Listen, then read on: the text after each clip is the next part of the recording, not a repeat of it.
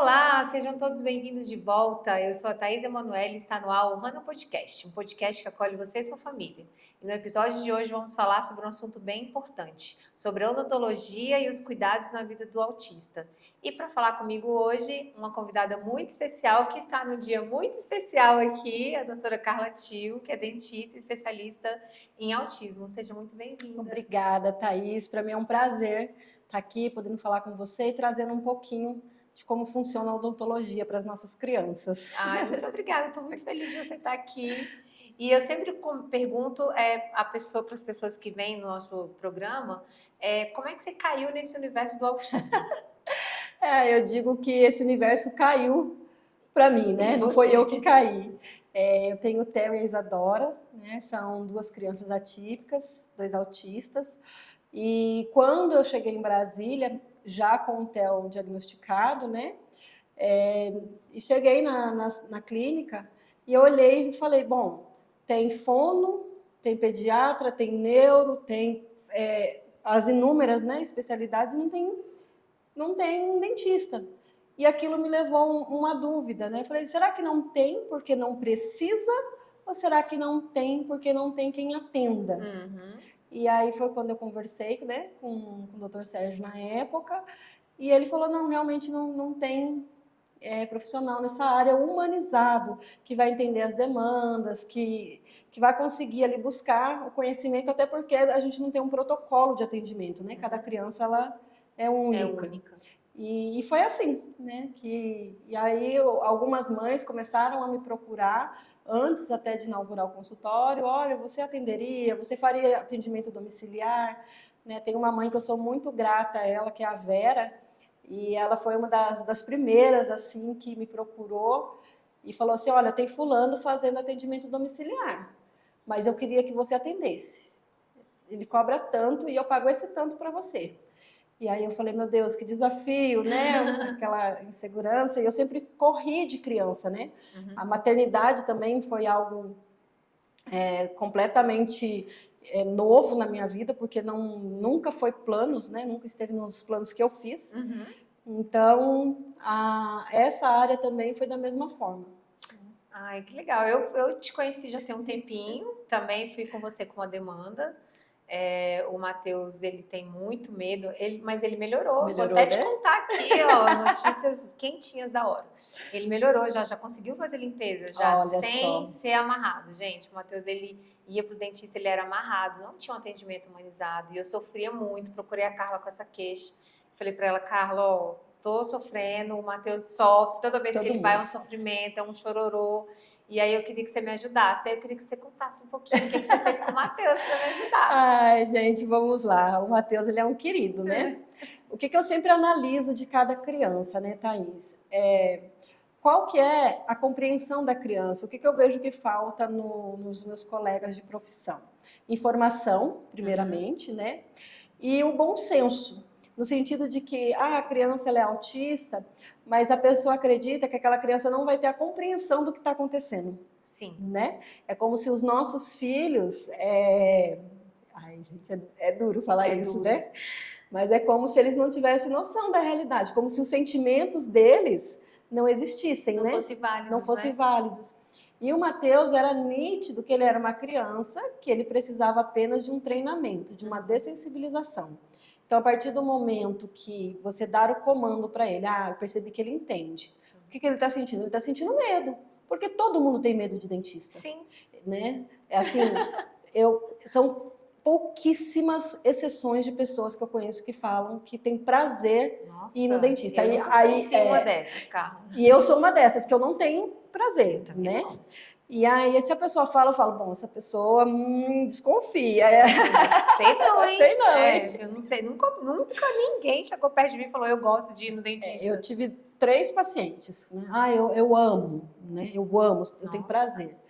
E para criança, né, tudo é novo. Então, você pensa, você entra num ambiente que parece um ambiente hospitalar, então as experiências que a criança teve em médico, com, de repente, farmacêutico, colher sangue, tudo isso vai impactar. Por mais lúdico que seja o consultório, a criança vai olhar a cadeira e vai associar uma maca. que o Matheus, a dificuldade foi ele ficar na cadeira, né? Exatamente. E aí você conduz a criança, no caso do Matheus foi o seguinte, realmente entender que ele precisava ficar. Na minha percepção, e eu não sei se é na sua, mas eu acho que o fato dele entender que ele estava sendo respeitado e o que iria acontecer com ele, eu acredito que foi o divisor de águas. Foi. Né? Porque, olha, Matheus, a tia está aqui, nós precisamos cuidar, você precisa abrir a boquinha para mim, e nós vamos fazer isso, isso e isso. Respeitar o tempo de cadeira da criança, né? Então, é fazer o possível com o tempo que nós temos. E ali é o que eu chamo de condicionamento, que é como se fossem as terapias, né? Os nossos filhos vão para a terapia para aprender a brincar, por exemplo. Né? Nenhum terapeuta vai chegar e aplicar o ABA na criança ali, né, da noite para o dia. É um processo, a gente vai colhendo os frutos. E na odontologia é a mesma coisa, né? Nós tivemos ali, com o Matheus foi um avanço muito rápido até, né? Foi rápido. Então, tem crianças que eu já precisei de 12 atendimentos, teve crianças que eu precisei de 4, teve crianças que não, essa criança realmente, aqui é o limite, ela precisa ganhar algumas habilidades comunicativas. Então, e aí tem crianças que vou precisar de 4 sessões. Acho que o Matheus foi isso, 4, 5. Acho que 6 sessões. Tem crianças que com 4 sessões, né, eu vou conseguir ter alguma evolução. Tem crianças que já precisei de 12 sessões. E tem crianças que eu vou conversar com a família e vou falar, olha, não é o momento de iniciarmos o condicionamento dela. Ela precisa, de fato, ganhar mais habilidades comunicativas, habilidades, muitas vezes, com tempo de espera, né? Então... De entender comando simples, exatamente, né? Porque muitas vezes a criança não senta, né? Eu tenho um paciente que nós sedamos ele recentemente. Eu ia te perguntar sobre isso, sobre essa questão de sedação. Era a próxima pergunta. Era a próxima? Que bom que você já falou. Eu ia perguntar o que fazer quando a criança não fica de jeito nenhum. Exatamente. Então, nesses casos, nós evoluímos o caso do Matheus, por exemplo, tentamos. Há crianças que nós não conseguimos sedar, atender de forma tradicional, né, com condicionamento.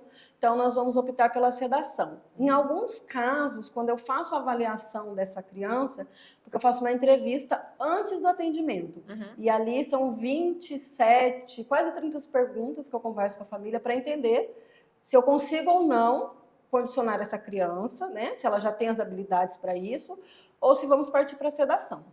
Nesses casos, crianças muitas vezes que até têm algumas habilidades, mas não têm tempo de espera. Eu não consigo trabalhar com essa criança, né? Porque é uma criança que não vai ficar sentada, é uma criança que vai desorganizar se a gente exigir isso dela. Meu filho, ele é extremamente agitado, agitação psicomotora enorme. Então, nós estamos trabalhando ainda, né, tempo de espera dele. Habilidades, tem que ter habilidades básicas para se conseguir ficar... ter êxito no tratamento. Exatamente, né? Não tem mágica nesse processo. De fato que tem o entendimento do que cada criança vai precisar. E nesses casos vamos partir para a sedação. E aí nós trabalhamos com 2 tipos, né? Nós temos a sedação gasosa, que é com óxido nitroso, e aí é uma outra dificuldade, que a criança precisa colocar máscara, ficar com o caninho ali, é uma sedação consciente, então a criança vai precisar obedecer comandos. Também, então ela é mais para reduzir ali o nível de estresse da criança, o nível de ansiedade, né? Mas que normalmente eu não indico, né? Uma criança... Por quê? Porque nós vamos ter ali 40 minutos de trabalho com essa criança. Muitas vezes a gente não consegue fazer tudo o que precisa. E aí tem que retornar, né? Às vezes a gente vai levar a criança para o consultório e a criança não vai colocar máscara, ou então deu 20 minutos de sessão, ela quer tirar a máscara. Então vamos partir para a sedação profunda, que é uma sedação endovenosa em conjunto com o médico anestesista. Né? E aí nesses casos, são casos realmente em que a criança está com dor, a criança, nós não temos tempo hábil de condicionar essa criança, né? De repente a família, devido à correria, inúmeras terapias, várias demandas, não trouxe a criança para fazer o condicionamento. E essa criança está com dor, está com cárie. não tem como a gente esperar. Não sei, né? Vou esperar 10 sessões. Não tem como. A criança está sentindo dor. Então, nesses casos, tem que sedar. Então, é nessa linha que nós trabalhamos. Com a sedação. Com a sedação. E aí vai o médico anestesista, leva todos os equipamentos, ou nós podemos fazer no centro de anestesia também. Mas até hoje eu realizei todas no consultório. Tranquilo. É tranquilo. É Tudo tranquilo, tem seu porque... risco, né? Mas... eu falo assim, fica com um pouquinho de medo, né? Porque tá anestesiado e tal. É diferente da sedação de uma anestesia geral. Tá? Criança, quando vai para o centro cirúrgico para fazer a anestesia geral, primeiro que os pais não estão acompanhando, né? Sim. Então, ali no caso, os pais estão o tempo todo com a criança. Fora da sala, mas vai lá, dá uma batidinha, dá um cheirinho no filho, né? E está sendo monitorado. A partir do momento que é removido o acesso ali do bracinho da criança, a medicação é metabolizada e muitos já vão para casa acordado. Tá? Então, a gente tem essa segurança. Tá? Isso gera um conforto a mais para as famílias. Até porque, Thaís, eu sempre penso o seguinte, nós já temos tantas dificuldades, você imagina da entrada no hospital com a criança, fazer com que ela permaneça ali, esperando todo o protocolo, porque na prática, o atendimento prioritário que ela vai chegar, ela já vai dar entrada no centro cirúrgico, vai ser atendido, seria lindo. Mas não é assim que funciona, né? Infelizmente. Então, no consultório, a criança chega na recepção, nós já abordamos ela, brincamos com ela, faz uma intramuscular no bracinho ou na perninha dela, né? Tudo muito rápido. 10 minutinhos ela já está sonolenta, levamos para o consultório. Ali, fácil acesso da veia com a criança dormindo. Que aí não tem nenhum trauma. Eu ia te perguntar isso, que o Matheus morre de medo de agulha. Não, é já com ele dormindo, né? Para procurar a veia, não acontecer de perder a veia, furar a criança 3, 4 vezes, né? Então, bem tranquilo. E depois, quando falo para o anestesista, né? Doutor, já terminei. Aí vamos suspender a medicação e esperar a criança acordar. Ela vai acordar, já vai ver a carinha do papai, da mamãe ali, vai para casa, né? E é assim que com funciona. Tudo feito, tratamento completo, já o que precisava ser feito. Exatamente. Então, se você tem um canal para fazer e 3 restaurações, extração. Já fez tudo. Fez também. Vamos fazer limpeza, né? Casos de frenectomia, que é quando precisa fazer um cortezinho na língua da criança, né? Faz também. Então, tudo que for possível realizar naquele período, né? Nós fazemos. Ótimo, tirou muitas minhas dúvidas, eu tinha dúvidas quanto a isso. Mas eu ia te dizer que o Matheus, ele tá bem, ele foi numa outra dentista, ele fala que a dentista, desde você que ele fala, o dentista é legal. Eu falo, o dentista é legal, meu filho, vamos com fé. E aí, esse ano, na limpeza que ele foi fazer, ele fez sem ser amarrado. Gente. Ele deixou, assim, claro, né? Tinha um momento que eu com uma dentista também que eu senti acolhimento, ela foi muito, assim... paciente, porque tem que ter paciência, né? Ele resistiu um pouco, mas aí depois ele falou, não, só vai limpar o bichinho do dente. E aí ele foi ali e ela conseguiu fazer a limpeza, e foi feita a limpeza, ele não tá com nenhuma cárie, graças a Deus, tá tudo bonitinho. E aí eu ia te perguntar, o próximo passo agora, o Matheus precisa de aparelho. E aí, gente, o que fazer? Fala para essa mãe que tem um adolescente em casa que precisa usar o aparelho. Bom, primeiramente quero falar que eu fico super feliz, né, de ter esse feedback, porque a ideia de fato é que as crianças que eu atendo, né, consigam ser atendidas por qualquer profissional. Sim, você tirou o medo dele, o medo, o trauma você tirou. Então, essa é a ideia. Né? E no caso agora do aparelho, vamos lá. O que fazer? O que fazer? Primeiramente, encontrar um ortodontista, né, que vai entender a demanda e vamos avaliar o que o Matheus precisa. Nós vamos conseguir fazer aí uma radiografia, por exemplo? Pedir toda a documentação? Eu acho que ele não consegue. Você acha que não? Eu acho que não. Ficar com aquele molde, porque eu já usei aparelho, né? E não tem jeito, tem que fazer um molde. Tem que fazer um molde. Eu acho que ele não consegue. E aí, Thaís, eu vou falar pra você. Muitas das mães que falam pra mim, eu acho que meu filho não consegue, eu acho que ele não dá conta. Elas se enganam. Ai, meu Deus, ó. Então, vamos tentar. Eu acho que é super válido tentar, porque aquilo, ele já entendeu todo o contexto né, tem um pouco de resistência natural, mas ele já aceita. A partir do momento que ele chega para ser moldado, né, fazer toda essa etapa de montagem do aparelho, já vai estar mexendo na boca, né? Então, nós nos surpreendemos. Eu tenho um outro paciente, finalizei o caso dele essa semana, adolescente também, e eu mesma subjugava, falava, não vai dar. Acho que ele não vai aceitar. Não vai deixar. E foi a parte mais fácil. Nossa. Foi a parte, né? Porque tem que ter todo o preparo, tudo muito rápido, explicando o que vai acontecer, né? Mas, se não der para moldar, por exemplo, provavelmente quando você usou, era aquela moldagem com uma massa. Isso, uma massa. E aí tem paciente que sente um pouco de ânsia, é desconfortável. Hoje nós temos a tecnologia a nosso favor. Então, se não der certo dessa forma tradicional, mas, né, você pode tentar um escaneamento. Né? Hoje em dia a gente tem escaneamento. O último congresso que teve agora, mais recente, tem um aparelho ainda não é a realidade de todos os profissionais dentistas, mas que você consegue fazer um escaneamento da criança, né? Se eu não me engano, a 1 metro de distância dela. Nossa, que tudo! É um aparelho que está em torno aí de uns 70 mil reais, mas um sonho de consumo.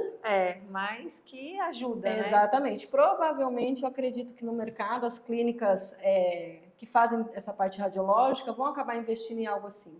E nós temos o escaneamento intraoral também. Então, existem outras possibilidades de se fazer, né? Segundo ponto, depois que fizer toda essa parte, instalar o aparelho, aumentar as consultas periódicas, porque a higienização do aparelho por si só é muito difícil, é cansativo, né? Então, no caso das nossas crianças, aumentar as visitas, para garantir que não vai desenvolver cárie por conta do aparelho. Né? E encontrar um profissional, né? Eu tenho contato até, né? Já vou fazer propaganda. Já quero, que o Matheus está precisando e ele já está numa idade que já poderia até já está usando. Exatamente. Um tempo já, sim. Essa mãe é uma mãe atípica também, né? No caso dela, a filha tem, eu não sei se vou poder falar, né? Porque ela não está aqui, mas assim, a filha dela tem síndrome de Rett, e aí ela foi para essa área de atendimento de pacientes com necessidades especiais também, super empenhada, e ela faz essa parte ortodôntica. Né? Então, graças a Deus. Não, eu vou querer o contato. E ela é muito querida, assim, né? A gente consegue conversar, ver a humanidade nela, justamente por entender o que uma mãe atípica passa, cada um na sua demanda, mas entendendo o cenário, né? Então, te deixar o contato dela. Não, eu vou querer, com certeza. Eu ia te perguntar qual é a importância desse acolhimento, de as famílias... Você falou, você tem um questionário que a gente responde, porque acho que tem que ter essa anamnese para você saber do que se trata, como é que é a criança, né? Eu queria saber qual é a importância disso, porque a primeira vez que eu fiz um formulário, que eu preenchi uma coisa, foi com você, nenhum outro dentista, gente, que eu fui até hoje, tirando a doutora Carla, eu tive essa questão de acolhimento mais humanizado mesmo. Então, eu queria que você falasse um pouquinho sobre isso. Tá. Vou falar do meu ponto de vista quanto profissional, não quanto mãe. Tá? Quando eu comecei os atendimentos, a primeira questão que me passou foi o seguinte: quem que eu vou receber no consultório? Né? E conforme os atendimentos iam passando, eu recebi uma criança que às vezes desorganizava, ou uma criança que tinha alguma resistência, ou eu não tinha um brinquedo que a criança aceitava, ou então, igual no caso do Matheus, o que agrada a ele? Escrever. Sim, é foco dele escrever. Você deu uma folhinha com papel para ele ali, uma caneta e pronto. Pronto, resolvido o problema. Ele já ficou de boa. E para mim, eu falei, como é que eu vou acessar cada família e atender de forma realmente singular essa criança, de forma exclusiva, né? E foi quando surgiu o questionário. Eu conversei com alguns profissionais, dentro delas uma TO, e falei, olha, eu preciso de auxílio, né? Primeiro porque, mais uma vez, não tem mágica no trabalho, e segundo porque eu sou dentista, né? Então não tem como eu aprender todas as especialidades. Você, quanto mãe, sabe disso, a gente aprende de tudo porque vai pesquisando, vai se aprofundando, mas quando entrou na parte profissional, eu entendi que, bom, não tem como eu avançar, mas também não dá para eu ficar onde estou. E aí e a ideia é trabalhar de forma multidisciplinar de fato. Sim. E aí, conversando, relatei tudo, conseguimos chegar nesse questionário. E aí, o questionário ele vai me dar uma base, de fato, de como essa criança está do perfil comportamental, do perfil sensorial. E, na conversa, naquela entrevista, entender quem é a criança, né? Então, eu sinto que eu já chego sabendo, esse paciente é extremamente traumatizado, esse paciente ele tem uma história, né? Eu acredito que quando a gente se coloca no lugar do outro, né, como ele vai se sentir naquela situação, entendendo o que ele já passou, o acolhimento ele se torna algo muito mais palpável. Não tem como falar, eu te acolho, se eu não consigo entender o que você passou, se eu não consigo entender qual é a história dessa criança, dessa família. Muitas vezes o trauma ele vem muito mais da mãe que viu, que sofreu, do que da própria criança. Então, é entender todo o contexto. E é real mesmo, eu sou traumatizada. Não tem como. Eu sou traumatizada, porque é muito sofrimento, porque... Né, o Matheus não gosta que pegue nele, no rosto dele, na cabeça. Às vezes não é nem dor que ele está sentindo, é a questão sensorial. E aí a próxima pergunta é isso. Isso a prejudica mesmo, né, essa questão sensorial que os autistas têm no atendimento? Prejudica porque nós estamos falando de uma proximidade da criança que eu acredito que de todas as terapias e questões médicas do desenvolvimento dele, eu sou a que fico mais próxima. Né? Bem próxima. Então, nós temos luz da cadeira, nós temos o ar da seringa, nós temos a água. Teve pacientes que eu percebi que o cheiro da luva incomodava. Nossa. Né? Então, nesses casos, né, normalmente nós voltamos para a sedação, porque realmente não tem como eu submeter a criança a realizar o procedimento, sendo que a questão dela é sensorial, o toque, né? Então, prejudica. Quando o perfil é comportamental, eu digo que é mais fácil de trabalhar. Normalmente, na entrevista, essa criança possui alguma seletividade alimentar. Isso já me dá um padrão de rigidez cognitiva lá em cima. Já sei que eu vou ter alguns desafios com essa criança, né? Se ela tem seletividade alimentar, ela tem a alteração do paladar. E aí eu vou estar com a mão aonde? Direto na boca dela. O Matheus tem seletividade, né? E ele tem essa questão de mexer nele, na boca, na cabeça, ele não gosta, né? Então, assim, isso realmente dificulta o processo. E aí, nesses casos, quando a família muitas vezes já vem para mim com essa demanda, aí eu falo, né, maravilhosa, seguinte, terapia ocupacional na criança. Né? E aí depois você volta aqui ou vamos partir para a sedação, porque senão é muito sofrimento, né? A gente sabe que é muito sofrimento.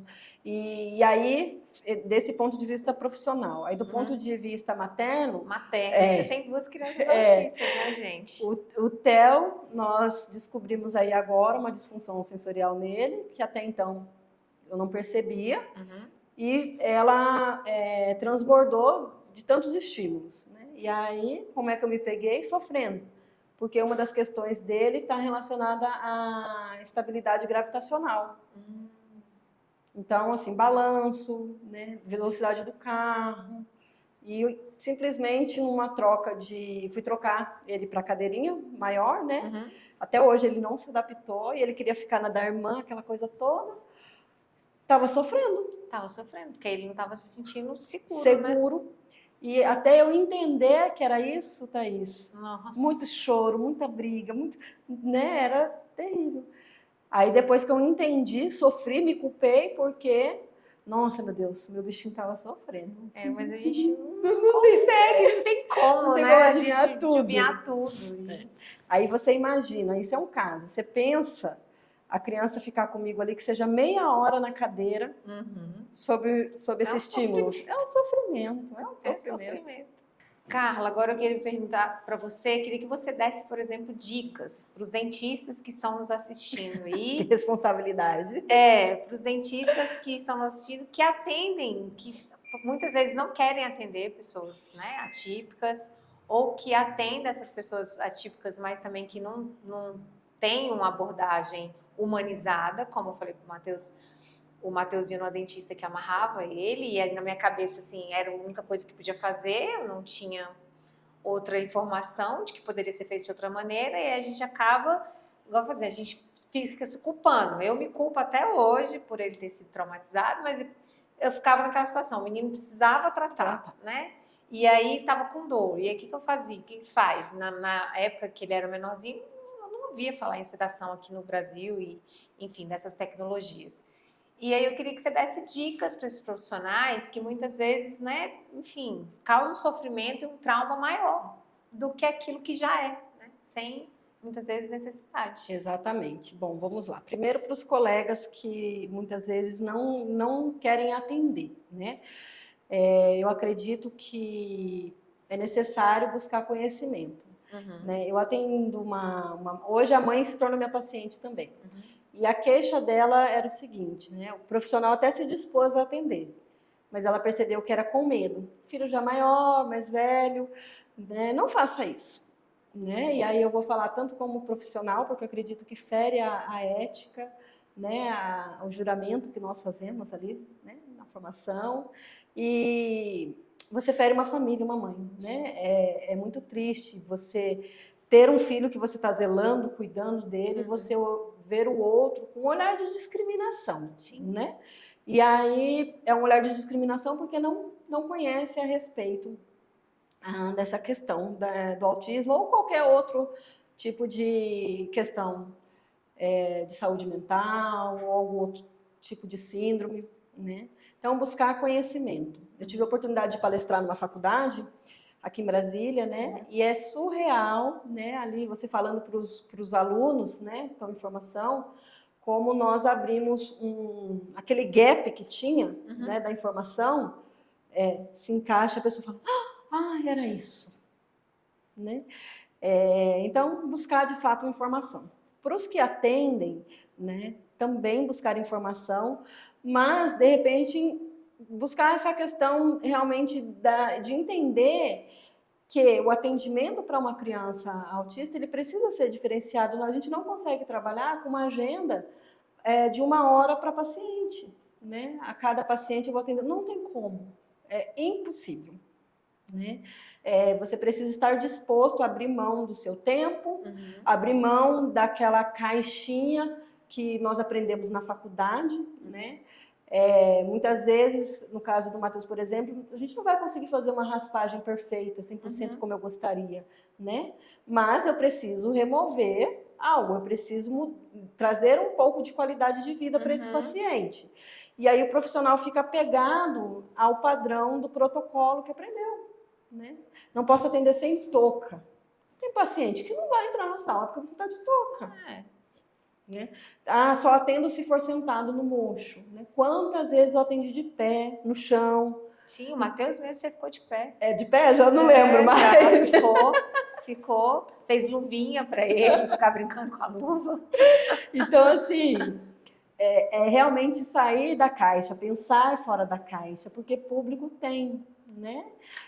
A gente sofre com falta de profissionais que atendam. E uma dica para os colegas de profissão, gente, depois que você ganha esse paciente vai ser eternamente grato a você, ele vai sempre lembrar de você, se possível, ele vai sempre retornar em você, porque ele precisa, né? Eu tenho uma família que está planejando ir embora e aí eles já falaram, olha, nós vamos marcar os retornos, tá? Já estamos planejando comprar as passagens. Não, gente, não precisa, faça o tratamento lá na cidade que vocês vão estar. Não, mas nós queremos, não precisa, né? Claro, fico honrada, mas eu fiquei pensando a diferença que você faz na vida da família, muitas vezes por fazer uma profilaxia, uma raspagem, um procedimento simples da odontologia, gente. Então, realmente buscar conhecimento, conversar com os profissionais que atendem essas crianças. Eu sempre digo, Thaís, que é muito importante a gente conseguir acesso aos terapeutas da criança. Sim. Como é que essa criança está na sua terapia? Né? Eu vou intervir na terapia do profissional? Não. Mas eu vou conseguir entender o que pode estar acontecendo. Já tive a oportunidade de alguns colegas, né, TOs, irem para a sala comigo para o consultório e me auxiliar ali, porque já acompanhava a criança, já entendia como ela funcionava. Então, tudo isso agrega, né? E o sentimento de conseguir realizar, né? Uma coisa que é muito difícil, assim, da minha parte, da minha família, só tenho gratidão por você. Porque Obrigada. você tirou um trauma do Matheus. Agora ele fala, o dentista é legal. Aí eu tenho que tomar cuidado, porque todo dentista que ele olha para mim e fala, é legal, eu falo, oremos, Matheus. Oremos para que seja legal, porque agora ele quer só ir no dentista legal. Porque ele viu que, né, o medo da cadeira passou, de movimentar na boca dele passou. Claro, não tá aquela maravilha de chegar e ficar que nem uma pessoa típica, que a gente consegue segurar, né? Eu não gosto, eu fico extremamente incomodada de mexer na minha boca também, mas eu fico ali me segurando, me apertando, para dar certo aquele barulhozinho, gente. O barulho, que tem? Gente, tecnologia tá aí. Vamos falar sério? Tecnologia tá aí. Precisa mudar isso, né? Por que não tira o barulho dessa maquininha, gente? Qual o problema de fazer uma maquininha silenciosa? Não. Eu já levei essa demanda pro meu marido, vamos ver se sai um produto. Tinha que ter... Olha, pessoas, é uma coisa que vocês vão ganhar dinheiro. Eu vou no dentista que não tem o barulho do motorzinho, porque eu não conheço ninguém que não se incomode com aquele barulho. Não tem. E a sensação que dá, e não é que doa, mas a sensação que dá é que aquilo ali vai doer. Não é? Você tem os pacientes que te falam isso? Porque na minha concepção, assim, ligou aquele negócio, eu falei, ixi, vai doer. A parte vai doer. Durante o processo de condicionamento com as crianças, Thaís, é muito engraçado. Porque, assim, às vezes a criança entra redia, desconfiada, e aí vou conduzindo e tudo mais, ela senta na cadeira, a gente sobe a cadeira, desce a cadeira, brinca. Quando vai para a parte do motor, acabou a amizade. Acabou a amizade. E ali, muitas vezes, a gente tem que ficar várias sessões, até para a criança pegar, porque a partir do momento que ela ouve o barulho, e aí ela não quer nem pegar. Porque já tem o medo, porque já tem o medo. Acho que a gente nasce com esse medo. Acho que Deus nasce. me ajuda, Deus. Não, nasce com esse medo, porque é automático. Fez o barulho, você acha que você vai sentir dor. É bem isso mesmo. Aí alguns pacientes relatam até que é um incômodo, porque como contínuo, muitas vezes, né, o barulho tem que ficar ali. E eu imagino que são as associações. Você não está vendo o que está acontecendo. Sim. Aí junto o barulho, a água na boca, o sugador. Então, são inúmeras questões. Acho que eu preciso ir em você também, para ver se eu perco um pouco do medo, gente, que eu tenho medo de dentista. Mas eu vou, tá? Vamos combinar. Eu também tenho um pouco de trauma. Não gosto mesmo. Mas, enfim, ainda bem que temos dentistas como a doutora Carla para nos ajudar aí a tirar o nosso trauma. Você falou, às vezes o trauma é mais da mãe do que da criança, né? Deixa eu até colocar um ponto aqui que a respeito dos profissionais, né, que eu acabei que me perdi. Muito válido se o profissional perceber que não vai conseguir dar o suporte que a família precisa, né? Não tenha vergonha de falar. Tá? Muitas vezes o profissional pega o caso, né, para não negar, seja por questões de finanças, seja por questões de não mostrar que não consigo, mas acho que a partir do momento que você abre com sinceridade para a família, olha, eu não sei como fazer, né, mas vocês me ajudam, vocês me dão dicas, né, conversar de fato, investir tempo, não é gastar tempo, mas é investir o tempo na conversa com a família para entender, né, a família ela mesma vai te dar todo o suporte, porque quando o profissional pega o caso sem vontade ou realmente sem manejo e não traz ali para a família a clareza do que está fazendo, isso também fere demais, né? Porque você fala, poxa vida, por que não falou então? Né? E é justamente o que você falou, informação é tudo, informação né, é tudo. Porque eu já vejo assim, muitos profissionais que não entendem o que é, não sabem nem o que é um transtorno sensorial. E aí, como é que você... Bom, você falou do cheiro da luva, de sensibilidade de pegar na boca. O profissional não sabe, então como é que ele vai fazer um atendimento com uma criança que tem todos esses transtornos, sem conversar com a família? Porque não tem como, você precisa... Por isso que o seu questionário é muito válido, porque você já tem um pré-conhecimento da criança, então a criança já chega você sabendo quais são os gostos dela, do que ela gosta, do Matheus era a folha, você já chegou, deu uma folhinha para ele com a caneta, ele escreveu, então ele já se sentiu à vontade. mais à vontade. Então, assim, tem que ter essa conversa. Até porque muitas vezes a criança vai chegar no consultório a primeira vez, você não vai conseguir fazer nada. O Matheus, a gente ainda sentou ele na cadeira. Só sentamos. Você só sentou um pouco e abriu a boca. Mas tem criança que chega na primeira consulta, ela não quer entrar. Então, o profissional precisa ter essa mentalidade, né? De como vai fazer ali para trazer essa criança para dentro do consultório, né? E entender que vai ser uma caixinha de surpresas. Pode dar certo na primeira, pode não dar certo. Ela pode entrar e você não conseguir fazer nada, como ela pode entrar e você conseguir realizar algum procedimento. Na formação, Thaís, eu fui voluntária de um projeto da faculdade. É que a situação ela é muito mais embaixo do que a gente imagina, né? Então, eu fui voluntária de um projeto que chamava OPD, né? Os professores excelentes. E em contraturno, nos horários que eu não tinha aula, nós atendíamos pacientes com necessidades especiais. Eu vi de um tudo assim, de coisas que na época da formação eu falava assim, nossa, bizarro, né? Que ninguém se sinta ofendido, tá? Mas eu falava, não, isso é bizarro, isso daqui é coisa de filme. Síndromes, assim, raras de fato. E eu me perguntava, onde que estavam essas pessoas? E que iam até a faculdade justamente por não encontrarem profissionais para atender. Eu cheguei a atender um paciente lá que não ouvia, não enxergava, não falava, né? Tinha questões de desenvolvimento do crescimento, então, assim, N questões. Né? Então, você pensa esse paciente sendo atendido, alguém colocando a mão dentro da boca dele, ele nem vendo o que está acontecendo, nem escutando, só sentindo a mão. Que desespero. Nossa. Meu Deus. Só que todo mundo se sensibilizava, né? Porque é algo diferente, né? Até o paciente com Down, porque acaba que tem as questões características, muitas vezes, de determinadas síndromes, né? Mas no autismo, eu não atendi não que eu soubesse que estava atendendo, tá? Não atendi. Tivemos aula, né, sobre questões de pacientes PCD, tivemos ali uma partezinha. Estava na grade curricular? Não. Então, realmente... Isso precisa mudar, né?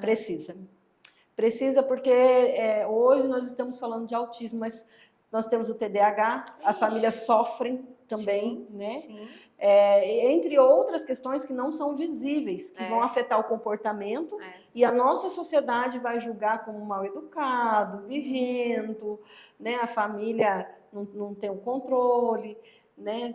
Tem esses casos? Sempre julgam, Sempre. né? Acha que o menino está fazendo um show, está fazendo birra, quando na verdade ele tem um transtorno sensorial que é, né, importante, que faz com que ele fique daquele jeito, e não é porque ele quer. Exatamente. Ele não está fazendo aquilo porque ele quer, porque exatamente faz mesmo, sofre mesmo, causa um sofrimento. Eu tenho um paciente em TDAH, né? E eu atendia ele antes dele ser laudado, e sem terapia, 7 anos já, e extremamente impossível. Então, ele pendura em tudo no consultório, ele mexe em tudo. Hiperativo mesmo, né? Hiperativo, né? Assim, um fofo de querido, porque ele abraça, ele beija, mas ele não para um segundo, né? E aí ele retornou, agora esse mesmo consultório, né? Amanhã fechamos o laudo, viu, tal, tô vendo as terapias. E aí as pessoas olham, né? E acha que é mal educado, a mãe não consegue controlar o filho. Ele não consegue controlar, não consegue, é impossível, né? Durante os atendimentos com ele, muito difícil. Ele gostou muito de mim e tudo mais, então eu via que ele fazia um esforço tremendo para conseguir obedecer o comando. Né? Eu preciso ficar quieto aqui pelo menos 30 minutos. Dificílimo para quem tem hiperatividade ficar sentado, deitado numa cadeira 30 minutos. Difícil. Muito mesmo, muito difícil. Então, precisa se mudar esse olhar e entender que não é porque a pessoa não quer, porque ela não consegue. Eu vejo isso muito com o Theo, né? A Isadora, ela é bem tranquila, tem as questões de rigidez, mas é aquela criança que senta, que brinca, que ela obedece bem o comando. Então, a regra, ela cumpre. Sim. Se você falar uma vez, ela vai cumprir. E eu tenho outro filho, né? Que é o oposto. Que é o a gente oposto. sempre tem um filho totalmente diferente do outro. Impressionante Exatamente. isso, né? E o Theo, das maiores questões do autismo dele, o que te incomoda, Carla? Hiperatividade. Ele não para de falar um segundo, ele não para quieto, ele não para comer. Antes do diagnóstico, eu andava atrás dele, dando comida na boca, andando, né? E eu vejo, hoje, ele vai fazer 5 aninhos, e a gente já conversa, eu explico para ele as questões de regras e tudo mais. Não pode, olha, agora é hora de ficar sentado. E eu vejo o sofrimento. Ele não consegue, ele não porque ele consegue. não consegue. Ele não consegue. O Matheus também é muito imperativo, ele é ligado no 520. Eu queria ter um texto, Da energia. da energia dele já estava bom. Mas não é porque ele quer. Não, é porque não mas, consegue. vai melhorando, tá? O Theo vai melhorar. O Matheus, quando tinha 5 anos, meu Deus. Ele não conseguia ficar do meu lado. Ele saía correndo e eu saía correndo atrás, né? Que a gente faz isso, né? Vai isso. Atrás. Mas melhor, a adolescência deixou ele mais morgado. A adolescência vai demorar, Thaís. A adolescência deixou ele mais morgado. Não, eu sinto te falar que vai passar, mas também não é coisa rápida, assim, não é por agora. Mas com as terapias tendem a melhorar e ele vai conseguir ficar cada vez mais... É o meu sonho. Na realidade, ele vai aprender a se controlar, porque eu também sou hiperativa. Isso. Eu tenho hiperatividade. Então, assim, eu não consigo também ficar muito tempo sentada num lugar, porque eu começo a balançar a perna, aí começo a balançar a mão, e aí começo a ficar agoniada. Então, eu tenho que levantar, aí se regular.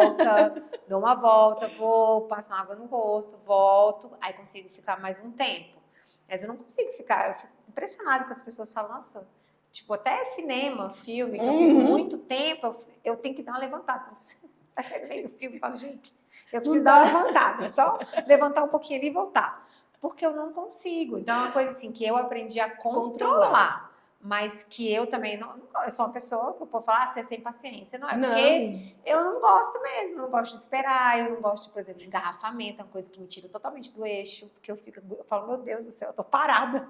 Eu estou literalmente parada. Então, assim, é uma coisa que me deixa agoniada. E vai melhorar? Vai, mas porque a gente aprende a se controlar. Mas quando é criança... Isso é difícil. Deixa eu dizer, já quebrei o braço, já rasguei o pé, já assim, várias coisas que eu não ficava quieta. Eu não ficava quieta. Tinha como. Não tinha como. Bom, pelo menos você aproveitou a infância. Não fui diagnosticada, já era adulta, já fui adulta já. Então, assim, tanto que a minha mãe não sofreu, porque eu não conseguia ficar sentada na escola, eu falava demais também, porque a hiperatividade, às vezes, a pessoa acha que é só no comportamento, mas é na fala também. Eu falava pelos cotovelos, era aquela criança que não ficava sentada num minuto, eu sempre ia para a direção, sempre minha mãe era chamada na escola. Por quê? Porque minha mãe olhava para mim, por que você não fica quieta? Eu falava, não sei. O meu marido fala assim pro Theo. Não sei. Ele tenta conversar e aí o Theo falando o tempo inteiro. E aí nós falamos, filho, tem que esperar a vez. Aí o Theo, como que ele desenvolveu agora a saída disso, né? Cantando. Aí meu marido e eu estamos conversando e o Theo começa a cantar. Daí meu marido, Theo, eu estou falando, mas eu não estou falando junto, papai, eu estou cantando. Tá vendo? Ele já está criando meios dele conseguir se controlar. Isso é muito legal. Isso vem com as terapias. Exatamente. Muito legal. Cara, a gente está chegando ao fim. Ai, eu aprendi tanta coisa hoje. Eu queria que você deixasse uma mensagem, que você falasse para as famílias que estão aí, que nem eu, que tinha um trauma muito grande com o Matheus, de dentista, que eu acho que muita gente que vai assistir vai se identificar, que tem esse trauma, esse medo, né? Não só de famílias atípicas, de crianças típicas também. Porque a minha filha mais velha, tudo bem que ela também tem TDAH, mas quando ela era criança a gente não sabia, ela sempre teve muito medo de dentista. Nunca foi aquela criança tranquila que entrava no consultório e ficava quietinha lá, tranquila. Não, ela chorava muito, tinha medo. Então eu queria que você deixasse uma mensagem para acalmar o coraçãozinho aí dessas mães que, assim como eu, estou aflita que já estou pensando no aparelho, gente. O aparelho está aqui na minha cabeça. Não sofre, não sofre. Bom, o que eu acredito que eu possa falar? Como mãe, né? Primeiramente, prevenção. A gente precisa investir em prevenção. O melhor motorzinho é o de casa, a escova de dente. Não tem. E aí nós temos as dificuldades e tudo mais. Insista, persista, não desista. Porque daí, quando chegar a fase de precisar levá-lo, né, trabalhar com condicionamento, você vai ter tempo. Sim, né? não vai estar ali com uma dor, né? Isso. Sofrendo já. E também sem aquele desespero, né? De, preciso condicionar, Rápido, né? tem que ser rápido. Não. Então, realmente ali perseverar nessa parte. Buscar ali junto com os terapeutas, principalmente, gente, martela as terapeutas ocupacionais. Terapeuta aba, fica em cima delas, né? Não entregue a demanda, olha, meu filho não escova o dente, esquece, como se fosse obrigação dela, né? A gente precisa fazer a nossa parte, tá? E buscar profissionais de fato, né? Não se afobe. Eu sou muito afobada, né? Então, às vezes eu peco por isso. Mas busque um dentista, converse, né? Olha, explique a demanda. De repente você não consegue acesso direto com um dentista, converse com a secretária antes de agendar, né? Vá trabalhar na previsibilidade com a sua criança e até mesmo com o profissional para que ninguém se frustre, né? Nem a criança, nem a mãe. Né? O profissional também, muitas vezes, ele até quer atender. Um dos meus pacientes, a mãe, é muito grata à profissional que atendia ele, porque atendia segurando também, mas era aquilo, uma hora, né? Um segurava no pé, outro na cabeça, era menorzinha criança, mas era o recurso que a dentista tinha, ela resolvia daquela forma, né? Mas busque informação os pais também. Quem é o dentista que vai atender a criança, né? Não confie plenamente no que o profissional te diz. Carla, você está falando para não confiar em você? Tô, né? Porque muitas vezes você é a mãe da criança e você vai falar, bom, isso daqui funciona com meu filho. Sim. Isso aqui não. E aí você vai chegar no consultório, eu recebi muitas mães, que foi o caso que você falou. Eu segurava, eu amarrava porque eu achava que era a única coisa que tinha. Né? Se chegou no consultório, né, aconteceu alguma situação, sua criança desorganizou, né, e o profissional de repente, não, vamos manter, vai ter que segurar, não. Né, vou acalmar minha criança, acolho o seu filho e a gente retoma um outro momento. Existem soluções, né? Porque muitas vezes no momento de crise da criança ficar nervosa, ansiosa, o profissional também vai ficar nervoso, porque ele também é ser humano, e ninguém mais está pensando, né? Então, se tranquilize, né? Não deu certo de primeira, continue, vá, busque outro profissional, né? Se está dando certo com esse profissional, segue. Mas é cansativo, vou ter que ir não sei quantas sessões, vai. A vida da mãe atípica, ela tem que ter paciência. Tem que ter paciência. E eu acredito que, por final, realmente celebrar cada vitória, né? Sim. Tá só escovando o dentinho em casa. Graças a Deus, que bom. Né? Já tá abrindo a boca, que bom. Realmente celebrar o que conseguir. Né? Eu tô celebrando passar fio dental. Olha só! Que eu consigo passar nele, com sufoco ainda, mas ele já permite. Porque ele sempre empurrava, né? Não deixava. Então, eu já tô conseguindo pelo menos uma vez por dia, assim, no dia eu consigo passar. Pensa-se lá atrás. Não conseguia nada, gente. O Matheus não deixava. Ainda tô no passo para ele conseguir aprender a escovar o dente sozinho, mas cada dia um pouquinho. Vai, não precisa também né? Uma hora dá certo, uma hora ele... Eu acredito que nós temos que traçar metas alcançáveis. Sim. Qual por que nós, né, eu me enquadro nisso, desistimos muito fácil. Muito fácil. Nós traçamos metas inatingíveis. Né? Então, o que eu posso fazer hoje? Qual que é o básico que eu vou alcançar? Minha meta é passar o fio dental. Minha meta é escovar o dentinho. Nós queremos colocar tudo. Escovar o dente, abrir a boquinha, sentar na cadeira. Não dá. Fazer tudo de uma vez não dá. Tem que ser passo a passo. Passo a passo. Vou colocar a meta de escovar o dentinho do meu filho, pelo menos esse lado, essa semana. Ele não abre nem a boca para mim, mas eu vou dar um jeito, traçar uma estratégia, combinar com ele, que vai ser só esse lado. A gente chama de quadrante. Ótimo, celebre, conseguiu aquela semana. Agora nós vamos fazer esse lado e esse lado. É gradativo. Não, a gente não pode ter pressa. Tem que respeitar o tempo deles. Tem que respeitar. Tem que respeitar. Ai, Carla, muito obrigada, gente. Agradeço. Vou ter que falar. Demorou muito, porque as nossas agendas sempre desencontravam, sempre tinha algum problema, e ela acabou vindo no dia do aniversário dela. Parabéns! Obrigada. Estou muito feliz e grata por você ter vindo aqui no dia do seu aniversário. Muito obrigada pelas informações que você trouxe. E a gente vai conversar bastante aqui. Quando acabar, eu vou aproveitar aqui, ó, agarrar a Carla aqui, não vou soltar mais. Pessoal, é isso. Muito obrigada por terem assistido até aqui. Não se esqueçam de seguir a gente nas nossas redes sociais, o @RonaPodcast, o @RonaKids. Você quer deixar a sua rede social, Carla? Vou deixar, meu arroba é doutora Carla Til. Til é T-I-L-L, gente, é sobrenome. E vocês me encontram por lá. Qualquer dúvida, fiquem à vontade. Eu demoro muito para responder, mas eu sempre respondo. Sim. Vai ser um prazer sanar as dúvidas de toda e qualquer mãezinha. Ai, muito obrigada. Eu que agradeço. É isso aí. Foi um Tchau. prazer.